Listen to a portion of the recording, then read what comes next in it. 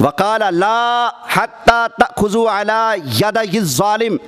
नबी करीम अलैहिस्सलातु वस्सलाम ने इरशाद फरमाया, तुम उस वक्त तक अजाब से महफूज नहीं रह सकते जब तक जालिम को जुल्म करते देख कर उसका हाथ पकड़ कर इंसाफ करने पर मजबूर ना कर दो। फरमाया तब तक तुम अजाब से नहीं बच सकते।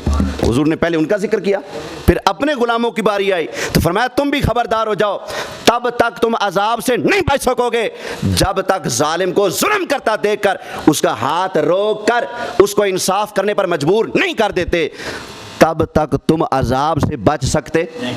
इसका मतलब क्या है कि कोई जालिम अगर जुल्म कर रहा हो, उसके जुल्म के वक्त खामोश होकर तमाशाई बनकर चुप रह जाना, ये जुल्म का साथी, जालिम का साथी बनने के मुतरादिफ है, अल्लाह के अजाब को दावत देने के मुतरादिफ है। अल्लाह के महबूब अलैहिस्सलाम ने टेक छोड़ दी, सीधे होकर इरशाद फरमाया, अल्लाह के अजाब से वही बचेगा जो जालिम के खिलाफ आवाज़ उठाए और ऐसी आवाज़ उठाए कि जालिम का हाथ जुल्म से रुक जाए, वो इंसाफ करने पर मजबूर हो जाए।